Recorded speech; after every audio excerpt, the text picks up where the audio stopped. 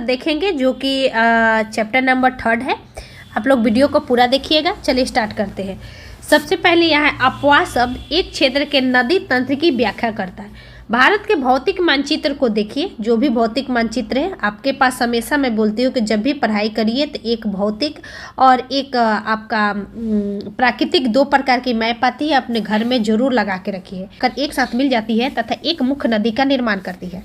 अतः इनका निकास बड़े जलाशय जैसे झील, समुद्र, महासागर में होता है। ठीक है, निकास बोल रहा है। एक नदी तंत्र जिस क्षेत्र का जल प्रवाहित होता है उसे एक अपवाह द्रोणी कहा जाता है। यानी अपवाह तंत्र या अपवाह द्रोणी किसे कहते हैं? तो एक नदी तंत्र द्वारा जिस क्षेत्र का जल प्रवाहित होती है उसको अपवाह द्रोणी कहते हैं। मानचित्र का अवलोकन करने पर आपको पता चलेगा। देखिए यहाँ पे जल विभाजन कर दिया है कि जल का विभाजन किस प्रकार होता है।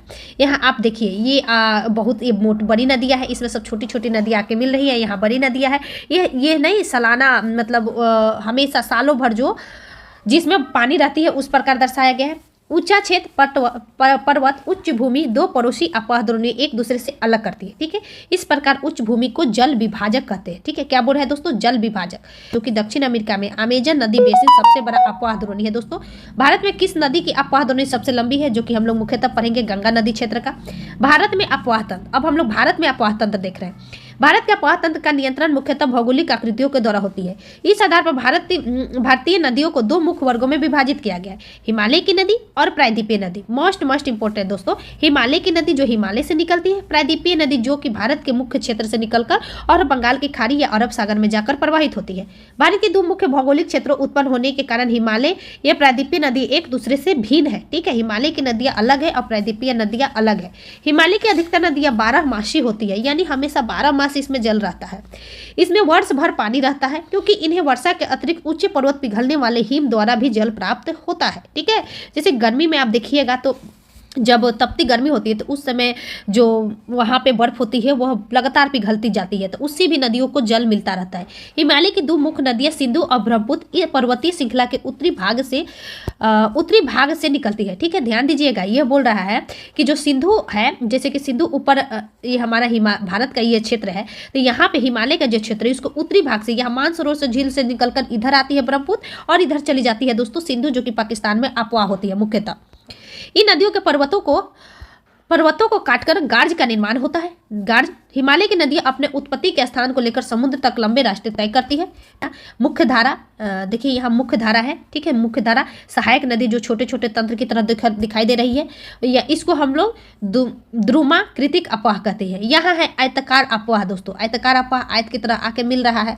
यहाँ पे जलीनुमा अपवाह, अवरोधक शैलकृत, मतलब बीच बीच में जो पत्थर उगर आ जाता है तो उससे क्या होता है कि कट कुट के फिर जाकर नदियों में मिलती है। ठीक है, आगे दोस्तों अरीय अपवाह, मध्य शिखर से जो निकलती है, तब मध्य शिखर से जब कोई निकलती है तो यहाँ से निकलेंगे तो जरूरी नहीं है कि हम एक ही दिशा में जाएंगे, हम नदियों का धारा कई दिशाओं में बढ़ जाता है। ठीक है, जिसको हम लोग अरीय अपवाह कहते हैं।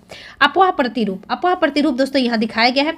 अलग अलग प्रकार, यह द्रुमाकृतिक होती है, जालीनुमा होती है, आयताकार होती है, अरीय होती है। ठीक है, अगर आपको यह पढ़ना होगा तो प्लीज आप वीडियो को पॉज करके इसको जरूर देख लीजिएगा। ठीक है, एग्जाम के लिए हमेशा पीटी नहीं मेंस तक काम आएगा, इसलिए हमेशा जरूर पढ़िए। ठीक है, अन्य निक्षेपण आकृतियों का निर्माण करती है या पूर्ण विकसित डेल्टाओं का भी निर्माण करती है। दोस्तों देखिए यह नदी स्रोत है, मान लीजिए कि यहाँ से नदियाँ निकल रही है, यहाँ से नदी निकल रही है और यहाँ से निकलने के बाद कैसे जा रही है, यहाँ से निकली, यह नदी का स्रोत है। उसके बाद यहाँ ऊपरी भाग है, ऊपरी भाग से दोस्तों जस्ट जैसे नीचे जाती है तो उसके बाद मध्य भाग है, मध्य भाग से जैसे नीचे जाती है तो यहाँ विसर्प है। विसर्प उसको कहते हैं जब नदियाँ चलते चलते किधरों मुड़ जाती है, जैसे इधर गए फिर ऐसे गए तो यह विसर्प है, जिसको हम सर्पनुमा भी कहते हैं, जैसे सांप चलता है। ठीक है, उसके बाद दोस्तों आके ऐसे आई, फिर इसी नदियों के तहत एक बीच में एक झील बन गया जो कि गोखुर झील का निर्माण करता है। ठीक है, उसके बाद निचला भाग है दोस्तों, तो याद रखिएगा नदियों का ही प्रकार होता है, विसर्प, गोखुर झील। और फिर उसके बाद दोस्तों यहाँ आके लास्ट में क्या होती है कि नदियाँ जब होती है ना तो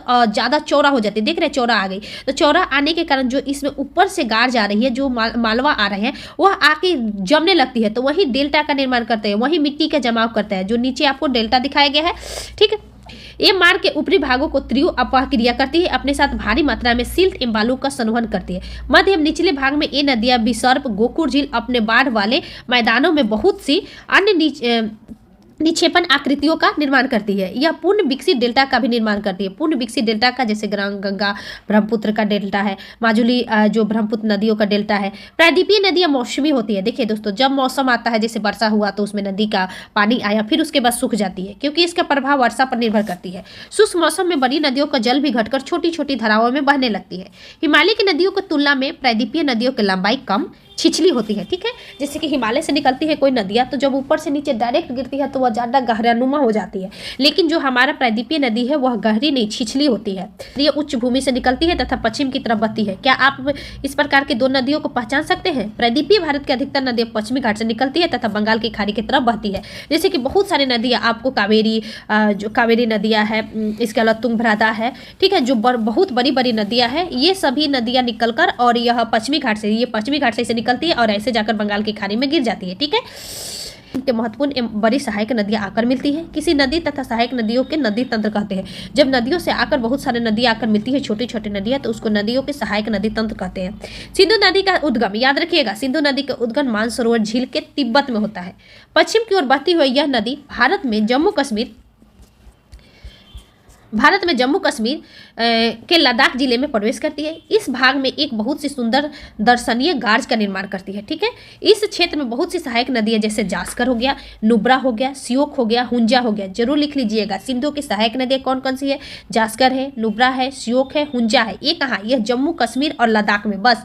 इसके अलावा अन्य है, बाद में जाकर मिलती है, लेकिन याद रखना है जम्मू कश्मीर और लद्दाख में जास्कर, नुब्रा, सियोक, हुंजा। सिंधु नदी बलूचिस्तान एवं गिलगिट से बहते हुए अटक में पर्वतीय क्षेत्र में से बाहर निकलती है। सतलुज, ब्यास, रावी, चिनाब, झेलम आपस में मिलकर पाकिस्तान में मिठानकोट, कहाँ पे दोस्तों? मिठानकोट के पास सिंधु नदी में मिल जाती है। तो याद रखने कि सिंधु, सतलज, ब्यास, रावी कहाँ पे मिलती है? तो ये मिठानकोट में। कौन कौन? ये 5 नदियाँ आपको मिलेगी, जो सतलज है, ब्यास है, रावी है, चिनाब है, झेलम। इसके अलावा अब पहले भी हम पढ़े थे, होकर अरब सागर में गिर जाती है।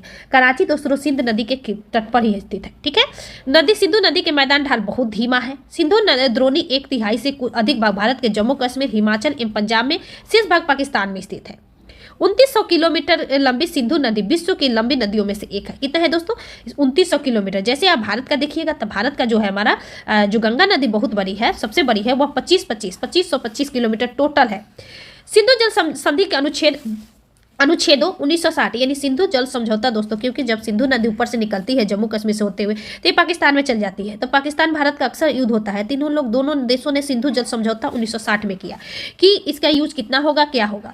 तो यह चला गया वर्ल्ड बैंक में दोस्तों। भारत नदी प्रक्रम के संपूर्ण जल का 20% जल उपयोग भारत करेगा। इस जल का उपयोग हम पंजाब, हरियाणा, राजस्थान के दक्षिण पश्चिम भागों में सिंचाई के लिए करते हैं। कहाँ पे करते हैं? दक्षिण पश्चिम भागों के सिंचाई के लिए करते हैं। अब दोस्तों हम आपको यहाँ दिखा देते हैं सिंधु नदी तंत्र का, एक बार आप मैप से भी देख लीजिए कि आपको आसानी होगा। देखिए, यहाँ से सिंधु नदी निकलती है मानसरोवर झील से। मानसरोवर से निकलते हुए जम्मू कश्मीर में प्रवेश की। जम्मू कश्मीर के बाद सिंधु नदी लद्दाख में प्रवेश की। तो जब आप देखिएगा यहाँ भी हम लोग देखे थे, नुब्रा देखे थे, सियोक देखे थे, जास्कर देख रहे थे।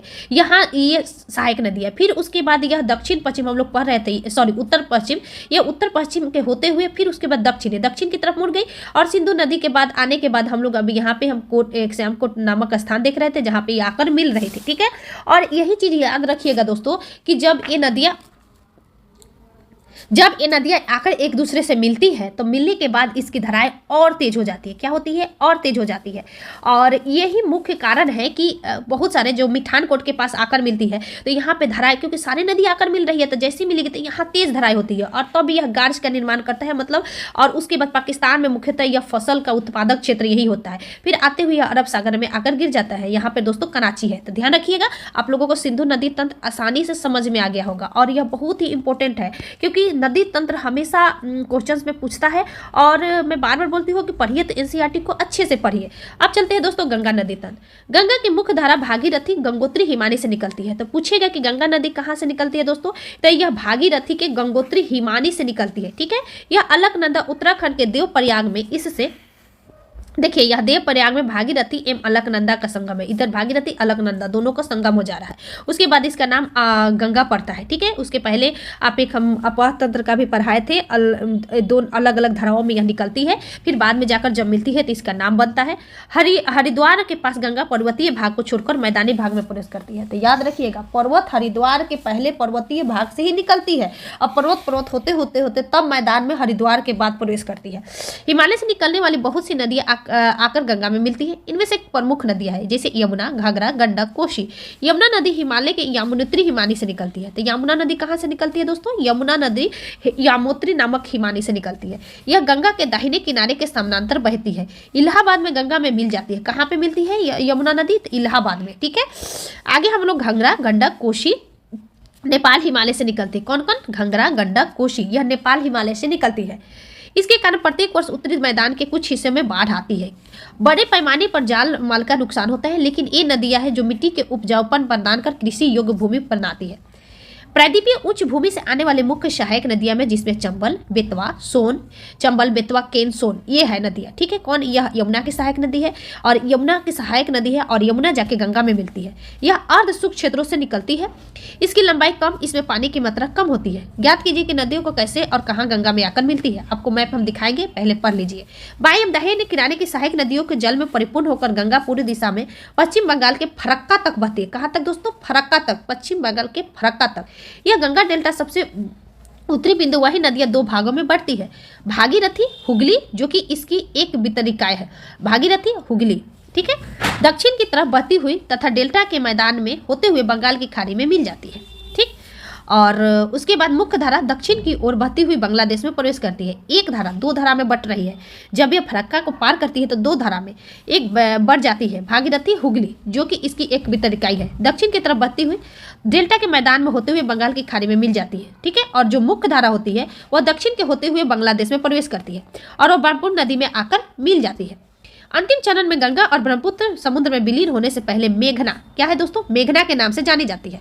गंगा ब्रह्मपुत्र के जलीय जल वाली बृहद नदी बंगाल की खाड़ी में मिलती है। इन नदियों द्वारा बनाए गए डेल्टा को सुंदरबन डेल्टा कहते हैं। चल रही है हमारा उत्तराखंड से निकल रही है भागीरथी से गंगोत्री नामक हिमानी से। यहाँ से गंगा नदी निकली और यह दो धाराओं में है, दो धारा में है दोस्तों, भागीरथी और अलकनंदा। ये दोनों आके मिलती है तब जाके गंगा नदी का नाम पड़ता है। फिर आगे जाकर हम लोग देखें कि हरिद्वार में प्रवेश करने के बाद पर्वतीय क्षेत्र को छोड़कर यह कहाँ प्रवेश करती है? मैदान में। मैदान का मतलब कि जहाँ पे ओनली मिट्टियाँ है। फिर गंगा नदी यहाँ से चली, यह चल रही है गंगा नदी। फिर आप देखिए यहाँ यमुना नदी यहीं से निकलती है, हिमालय की यमुनोत्री पहाड़ी से यह यमुना नदी चल रही है। फिर यहाँ से हम लोग देख रहे हैं कि इधर राजस्थान के क्षेत्र से छोटी छोटी नदियाँ, जो कि एक बेतवा नदी है, ये चंबल नदी है। फिर इसके बाद सिंध नदी भी यहीं पे है। ठीक है, सिंधु नहीं, एक सिंध यहीं पे भी सहायक नदियां होती है चंबल की। ठीक है, यहाँ केन, बेतवा, चंबल। अब ये चंबल की सहायक नदी ये सब आकर छोटी छोटी मिलती है, फिर चंबल जाके इसमें मिलती है दोस्तों। अब बहुत बड़ा गार्ज का निर्माण हम लोग पढ़े भी है। गार्ज मतलब बहुत बड़ा गड्ढा, वहाँ पे पानी की मात्रा प्रचुर होती है, वहाँ पे खेती बाड़ी बहुत अच्छे से होती है। फिर उसके बाद यमुना नदी आके ऐसे हुए आके हुए यह हमारा इलाहाबाद में हमारा आके कहाँ से मिलती है? गंगा नदी में। यहाँ गंगा नदी में हमको मिल गई और गंगा नदी में प्यारे दोस्त मिलने के बाद हम यहाँ देखेंगे कि फिर यह गंगा नदी आगे बढ़ती है और आगे बढ़ने के बाद यह गंगा नदी बढ़ रही है, ये मिल गई यहाँ पे। और मिलने के बाद प्यारे दोस्त क्या होता है कि यहाँ देखिए, यहाँ गंगा नदी आने के बाद बिहार में जब प्रवेश करती है तब इधर से नेपाल हिमालय है। नेपाल हिमालय से क्या आप देखे थे हम लोग? घाघरा, गंडक, कोसी, यह एक नदियाँ जब आकर बिहार में आकर गंगा नदी तंत्र से मिलती है तो यह बहुत बड़ा, जैसे कि कोसी नदी बहुत बड़ा विनाशक नदी भी कहा जाता है। फिर उसके बाद दोस्तों यहाँ पे जब प्रवेश करने के बाद जस्ट ये पश्चिम बंगाल में, पश्चिम बंगाल का क्षेत्र है, इसमें प्रवेश करती है। फरक्का के बाद दो धाराओं में बढ़ जाती है, एक तो हुगली की तरफ चल जाती है जिसको, और एक भागीरथी जो मुख्य है। भागीरथी इधर मुख्य धारा में आकर बांग्लादेश में प्रवेश कर गई और यह आकर बंगाल की खाड़ी में मिल गई। ठीक है, और यह इधर से आ रही है ब्रह्मपुत्र नदी आकर मिलती है। जब दोनों नदियों मिलती है दोस्तों तो दोनों नदियों के मिलने वाले को हम लोग मेघना कहते हैं। अभी हम लोग पढ़ते हैं कि जब दोनों नदियों मिलती है तब मेघना का नाम बनती है। तो यहाँ से ब्रह्मपुत्र और इधर से गंगा का भागीरथी क्षेत्र आके बांग्लादेश में मिला, तो मिलने के बाद यह मेघना के नाम से प्रचलित हुआ। फिर उसके बाद यह जैसे आती है तो उसके बाद आने के बाद छोटे छोटे वितरणिकाओं में बढ़ जाती है और वहाँ पे बहुत बड़े डेल्टा का निर्माण होते हैं जिसको हम लोग कहते हैं सुंदरवन डेल्टा। ठीक है, तो अब आशा करती हूँ आप लोगों को समझ में आ गया होगा। एक बार आप लोग खुद अपने से मैप जरूर देखिए। ठीक है कि सुंदरवन डेल्टा क्यों नाम रखा गया, तो वहाँ एक सुंदरी नामक पादप है, पौधा है, उसके के नाम पर इस डेल्टा का नाम रखा गया। सुंदरवन डेल्टा विश्व के सबसे बड़ा और तेजी से वृद्धि करने वाली डेल्टा है। यह रॉयल बंगाल टाइगर भी पाए जाते हैं। क्या पाए जाते हैं? हर चीज को अच्छे से, और उस चीज को लिखिए, पढ़ो कम लिखो ज़्यादा, ये चीज़ हमेशा अपनाइए। देखिए, गंगा की लंबाई 2500 किलोमीटर से अधिक है, जो हम लोग बताए थे 25-25 किलोमीटर टोटल, यानी अधिक है। गंगा नदी के अपाह तंत्र को पहचान सकते हैं। आमला नगर सिंधु गंगा नदी के तंत्रों के जल विभाजक पर स्थित है।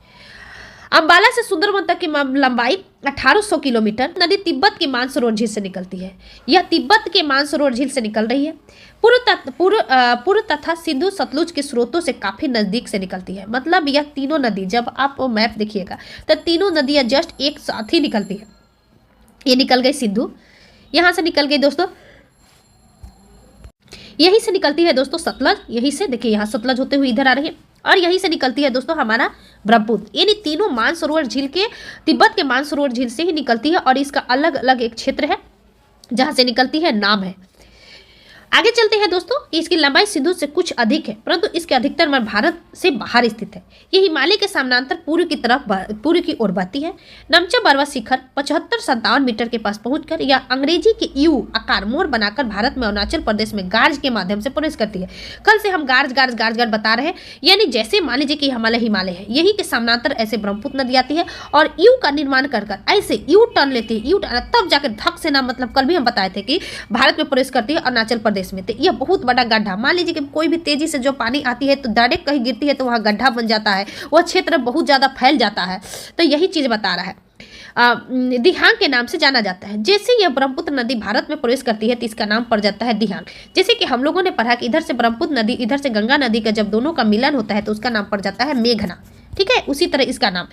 तथा दिबांग, लोहित, केनुला दूसरी सहायक नदियां। तो आप पूछे कि ब्रह्मपुत्र की सहायक नदियां कौन कौन से है, तो दोस्तों दिबांग है, लोहित है, केनुला है, और दूसरी सहायक अन्य भी नदियां हैं। ब्रह्मपुत्र तिब्बत में सांगपो एवं बांग्लादेश में जमुना के नाम से जानी जाती है। ये नोटेड पॉइंट भी नोटेड मिलॉन, जो आप सुनते हैं इसको जरूर लिखिए। ब्रह्मपुत्र अनेक धाराओं में बहकर गुम्फित नदी के रूप में बहती है तथा बहुत से नदियां द्वीपों का निर्माण करती है। क्या आपको ब्रह्मपुत्र के बारे में बनाए गए विश्व के सबसे बड़े नदियों द्वीपों का नाम याद है? ये क्योंकि जलस्तर इसका बढ़ जाता है। बाढ़ के दौरान असम और बांग्लादेश में बहुत अधिक क्षति होती है। सिल्ट निक्षेप बहुत अधिक होती है। इसके कारण नदी की सतह बढ़ जाती है और बार बार अपनी धारा में परिवर्तन होने लगता है, क्योंकि बहुत ही ऊंचाई से जस्ट गिरती है दोस्तों। अब आते हैं प्रायद्वीपीय नदियां। प्रायद्वीपीय भारत में मुख्यतः जल विभाजक का निर्माण पश्चिमी घाट द्वारा होता है। पश्चिमी घाट के निकट उत्तर से दक्षिण की ओर होती है। ठीक है, पश्चिमी घाट के निकट उत्तर से दक्षिण की ओर है। प्रायद्वीपीय नदियों का अधिकतर मुख्य नदी जैसे महानदी, गोदावरी, कृष्णा, कावेरी पूर्व की ओर बहती है। अभी हम जैसे कि यहाँ पे हम मैप में आप लोग को दिखा दें कि जो ये सब नदियाँ है, देखिए ये हमारे दोस्तों पश्चिम घाट है, ये हमारा पूर्वी घाट है। यहाँ से पश्चिमी घाट से ही हमारा निकल रहा है। क्या निकल रहा है मेरे दोस्त? देखिए यहाँ पे ये तो नर्मदा नहीं, यहाँ से देखिए गोदावरी नदी का उद्गम हो रहा है, कृष्णा का उद्गम हो रहा है, तुंगभद्रा का उद्गम हो रहा है, कावेरी का उद्गम हो रहा है। ये मुख्य नदियाँ, और यह दक्षिण उत्तर से दक्षिण की तरफ है, और यह ऐसे जाके बंगाल की खाड़ी में, यानी पश्चिम से पूर्व से बहते हुए बंगाल की खाड़ी में यह क्या हो रही है दोस्तों, मिल जा रही है। तो ध्यान रखिएगा कौन कौन हम लोग मुख्यतः देखिए महानदी, गोदावरी, कृष्णा, कावेरी। ठीक है, अब आगे चलते हैं। ये प्रायद्वीपीय नदियों के बारे में हम पढ़ रहे हैं। यहाँ देखिए कि ये नदियाँ अपने मुहाने पर डेल्टा का निर्माण करती है, क्योंकि जब बड़ी नदियाँ होती है तो जब बाद में जाकर मिलती है किसी चीज़ से तो निकाय में बढ़ जाती है। पश्चिमी घाट से पश्चिम से बहने वाले अनेक छोटी धाराएं हैं। नदियों नर्मदा, ताप्ती दो ही बड़ी नदियाँ हैं जो पश्चिम की तरफ बहती है। देखिए दो ही बड़ी नदियाँ हैं जो पश्चिम की तरफ होती है। मुख्य नदियाँ आप पश्चिम से पूर्व की तरफ अभी देख रहे थे, बंगाल की खाड़ी में गिर रही है। लेकिन नर्मदा एवं ताप्ती, जब नहीं जानते जो नए स्टूडेंट्स हैं इसको जरूर नोट करिए। नर्मदा एवं ताप्ती यह नदियाँ पश्चिम से पूर्व से बहकर पश्चिम के जाकर अरब सागर में गिरती है। इसी तरह जो हम लोग सिंधु नदी अरब सागर में गिरते हुए देखें, उसी तरह नर्मदा एवं ताप्ती नदियां भी अरब सागर में गिरती है। ब्रह्मपुत्र नदी दोस्तों बंगाल की खाड़ी में गिरती है, गंगा नदी बंगाल की खाड़ी में, कावेरी नदी, इसके अलावा कृष्णा नदी, महानदी, गोदावरी नदी, ये सभी बंगाल की खाड़ी में गिरती है। पश्चिम की तरफ बहती है और ज्वार नदमुख पर निर्माण करती है। ये दोस्तों डेल्टा नहीं बनाती है, यह ज्वार मुख बनाती है। प्रायद्वीपीय नदियों के अपवाह द्रोणी के आकार में अपेक्षाकृत छोटी है। अब दोस्तों हम नर्मदा नदी देखते हैं। नर्मदा नदी का उद्गम मध्य प्रदेश की अमरकंटक पहाड़ी से होता है। कहाँ से? अमरकंटक से। यह पश्चिम की ओर से भ्रंश घाटी में बहती है। भ्रंश घाटी मतलब कि दो बड़े बड़े पहाड़ों के बीच होकर बहती है। समुद्र तक पहुंचने के क्रम में यह नदियां बहुत दर्शनीय स्थलों का निर्माण करती है। जबलपुर के निकट संगमरमर के शैलों में यह नदी गहरे गाढ़ से बहती है। जहां नदी तीव्र ढाल से निकलती है वहां धुआंधार जलप्रपात का निर्माण करती है। तो याद रखिएगा, जबलपुर में धुआंधार जलप्रपात का निर्माण नर्मदा नदी पर ही है। नर्मदा की सहायक नदियों बहुत छोटी है। इनमें से अधिकतर समकोण मुख्य धारा से निकलती है। नर्मदा द्रोणी मध्य प्रदेश गुजरात के मुख्य भागों में विस्तृत है। ठीक है, यानी नर्मदा नदी कहाँ है? मध्य प्रदेश और गुजरात के क्षेत्र में मुख्यतः विस्तार है। ताप्ती के उद्गम मध्य प्रदेश के बैतूल झील, याद रखिएगा, जो अभी हम लोग अमरकंटक देख रहे थे नर्मदा का, वही यह बैतूल झील के सतपुरा श्रेणी से निकलती है। ठीक है, यह भी नर्मदा के समानांतर एक भ्रंश घाटी में बहती है, लेकिन इसकी लंबाई बहुत कम है। इसकी द्रोणी मध्य प्रदेश गुजरात महाराष्ट्र, यानी अभी हम लोग ओनली मध्य प्रदेश गुजरात में ही नर्मदा को देखा, लेकिन जो ताप्ती है यह यहाँ तक कि महाराष्ट्र में भी जाती है। अरब सागर पश्चिमी घाट के बीच तटीय मैदान बहुत अधिक संकीर्ण है, इसलिए तटीय नदियों की लंबाई बहुत कम है। पश्चिम की ओर बहने वाली मुख्य नदियां साबरमती, माही, भारतपूजा, पेरियार। प्लीज दोस्त, ये चीज आपको कहीं नहीं मिलेगा, आप लोग लिख लीजिए। इस नर्मदा, ताप्ती, साबरमती, माही, भारतपूजा एवं पेरियार यह पश्चिम की ओर बहती है और यह जाके कहाँ मिलती है प्यारे दोस्त? यह अरब सागर में मिलती है। गोदावरी सबसे बड़ी प्रायद्वीपीय नदी है। यह महाराष्ट्र के नासिक जिलों के पश्चिमी ढालों से निकलती है। इसकी लंबाई 1500 किलोमीटर है। यह बहकर बंगाल की खाड़ी में गिरती है। प्रायद्वीपीय नदी में इसका अपवाह तंत्र सबसे बड़ा है। इस दौरे में महाराष्ट्र, मध्य प्रदेश, उड़ीसा, आंध्र प्रदेश में स्थित है। गोदावरी की अनेक सहायक नदी है। पूर्णा, वर्धा, प्राणहिता, मंजरा, बेनगंगा, पेनगंगा। आप इसको लिख लीजिएगा, बेनगंगा, पेनगंगा। ठीक है, बेन और पेन, इसके अलावा जो भी गंगा होंगे वह कृष्णा और कावेरी की सहायक नदियाँ होंगी, कृष्णा की सहायक नदियाँ होंगी। ठीक है, बेन और पेन इसमें आता है। अंतिम तीनों सहायक नदियां बहुत बड़ी है। बड़े आकार में विस्तार के कारण दक्षिण गंगा कहा जाता है। पूछिए कि दक्षिण भारत की दक्षिण गंगा कौन सा है? तो यही है हमारा गोदावरी। ठीक है, अब हम चलते हैं दोस्तों महानदी द्रोणी। महानदी द्रोणी देखेंगे। देखिए, महानदी का उद्गम छत्तीसगढ़ के उच्च भूमि से है तथा उड़ीसा में बहते हुए बंगाल की खाड़ी में मिल जाती है। तो याद रखिएगा, महानदी का उद्गम छत्तीसगढ़ से होती है। ठीक है, 860 किलोमीटर है। इसकी अपवाह द्रोणी महाराष्ट्र, छत्तीसगढ़, झारखंड, उड़ीसा। देखिए, जब भी आप नदी तंत्र पढ़िए तो यहाँ लिखिए महानदी और यहाँ डैश दीजिए। अब इसको लिखिए उद्गम, उसका उद्गम लिखिए, दूरी लिखिए किलोमीटर में, फिर राज्य लिखिए, कौन कौन से राज्य होती है, फिर लिख लीजिए, फिर उसके बाद लिखिए कि सहायक नदी। बस इससे ज़्यादा कुछ नहीं पूछा जाता है। अब आता है दोस्तों कृष्णा। कृष्णा का उद्गम पश्चिम घाट के महाबलेश्वर, जो कि महाराष्ट्र के महाबलेश्वर से कृष्णा नदी निकलती है। 1400 किलोमीटर बहकर बंगाल की खाड़ी में गिरती है। उद्गम भी लिखिए और उसका मिलन भी लिखिए। इसकी सहायक नदी है तुंगभद्रा, कोयना, घाटप्रभा, मूसी और भीमा। भीमा, मूसी, तुंगभद्रा, कोयना, घाटप्रभा इसकी सहायक नदियां है। यह महाराष्ट्र, कर्नाटक, आंध्र प्रदेश में फैली हुई है। अब आते हैं दोस्तों कावेरी। कावेरी पश्चिमी घाट की ब्रह्मगिरी श्रृंखला। देखिए, आज तक ले हमने नहीं भूला है, मतलब जब मैं याद करती थी तो कावेरी, ब्रह्मगिरी, री था दोनों में। कृष्णा, महाबलेश्वर, मतलब महाबलेश्वर भगवान के ही नाम पर था और कृष्णा जी भी भगवान थे, तो हम इस तरह करके याद करते थे। तमिलनाडु के कुडलूर से दक्षिण में बंगाल की खाड़ी में गिर जाती है। होते हुए यह कर्नाटक के कावेरी ब्रह्मगिरी दोस्तों कर्नाटक में है। उसके बाद तमिलनाडु में प्रवेश करती है और यह जाके बंगाल की खाड़ी में गिर जाती है। 760 किलोमीटर है। सहायक नदियां दोस्तों क्या है? अमरावती है, भवानी है, हेमावती है और काबिनी है। ठीक है, तमिलनाडु, केरल, तमिलनाडु में यह विस्तृत है। ध्यान रखिएगा, तमिलनाडु, केरल में विस्तृत इसका क्षेत्र है। अब आते हैं हम दोस्तों, भारत में दूसरा सबसे बड़ा जलप्रपात कावेरी नदी पर बनी है। शिव समुद्रम के नाम से जाना जाता है। प्रताप द्वारा उत्पादित मैसूर, बेंगलोर तथा कोलार स्वर्ण क्षेत्र का प्रदान करता है। तो ध्यान रखिएगा, शिव समुद्रम जलप्रपात जो हम लोग क्या बोल रहे हैं दोस्त, शिव समुद्रम जलप्रपात भारत की दूसरी बड़ी जलप्रपात है। ठीक है, एक भारत का सबसे बड़ा जलप्रपात।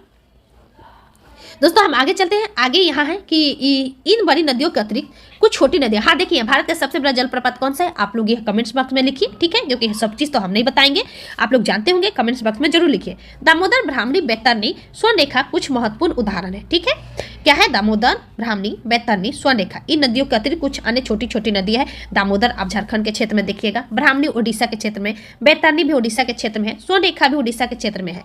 अपने एटलस में इसकी स्थिति देखिए। ठीक है दोस्तों, अब देखिए यहाँ पे यहाँ बोल रहा है कि पृथ्वी के धरातल पर 71% भाग जल से ढका हुआ है, 97% लवणीय है, जिसमें मुख्यतः 2.97% ही जल पीने योग्य है। यहाँ लगभग 3% दिया हुआ है, तो इतने ही हम लोग जल पीते हैं और हम लोग को जल नहीं मिला है तो फिल्टराइजेशन के माध्यम से पी रहे हैं। अब देखिए दोस्तों, यहाँ झील है, ठीक है। तो आशा करते हैं कि वीडियो बड़ी हो जाएगी, हम आप लोग को इतना नहीं बताएंगे। चलिए जो अभी हम नदियों देखें इसको हम बता देते हैं, क्योंकि वीडियो लगभग आधा घंटा से ज़्यादा हो गया है और बड़ी वीडियो में समझ में मन उतावला हो जाता है। लेकिन प्लीज़ दोस्त, हम आप लोग से रिक्वेस्ट करेंगे कि यह वीडियो को पूरा अच्छे से देखिए, क्योंकि गंगा नदी तंत्र जो भी नदी तंत्र है most important for the all examination. देखिए यहाँ पे अभी हम आप लोग को पढ़ा रहे थे। सबसे पहले देखिए ये ब्रह्मपुत्र नर्मदा नदी के बारे में हम पढ़ रहे थे कि यह द्रोणी से होती है। दोस्तों सतपुरा जो रेंज है ना, सतपुरा और बिंद रेंज और अरावली, तो अरावली और बिंद के बीच, अरावली और बिंद श्रेणी के बीच से नर्मदा निकलती है। अरावली और बिंद, ध्यान रखिएगा, और बिंद के जस्ट नीचे है दोस्तों सतपुरा, इससे होकर हमारा ताप्ती निकलती है। तो यह दो बड़े बड़े पहाड़ियों के बीच से निकलती है, इसलिए यह द्रोणी का निर्माण करती है। ठीक है, ध्यान रखिएगा, ये चीज़ हम लोग देखें। अगला देखें तो हम लोग मोस्ट इंपोर्टेंट कि गोदावरी नदी कहाँ से निकलती है, तो महाराष्ट्र से निकलती है। तो यहाँ महाराष्ट्र का क्षेत्र है। कृष्णा नदी दोस्तों हम एक याद करवाए थे, महाबलेश्वर, जो कि मुख्यतः कर्नाटक के क्षेत्र से निकलती है। ठीक है, महाबलेश्वर से निकलती है। अब हम यहाँ कावेरी नदी देख रहे थे दोस्तों कि कावेरी नदी कहाँ से निकलती है, तो ये भी कर्नाटक के क्षेत्र से, सॉरी, कृष्णा नदी हम लोग महाबलेश्वर जो कि महाराष्ट्र है, गलत बोल दे, याद रखिएगा। यानी गोदावरी और कृष्णा दोनों महाराष्ट्र से निकलती है और कावेरी दोस्तों कर्नाटक से निकलती है। ठीक है, कावेरी कहाँ से निकलती है, कर्नाटक से निकलती है। देखिए यहाँ पे यह कृष्ण सागर झील है और यह होते हुए ऐसे गिर रही है। ठीक है, यह तुंगभद्रा है। तो दोस्त आशा करते हैं आप लोग को समझ में आ गया होगा। इसके बाद जो है बेमनाथ झील, कोलेरी झील, चिल्का झील, पुलिकर झील, तो ये हम झील थोड़ा सा देखेंगे। आशा करते हैं आप लोग को वीडियो अच्छा लगेगा। प्लीज़ वीडियो को जरूर शेयर कीजिएगा। Thank you so much.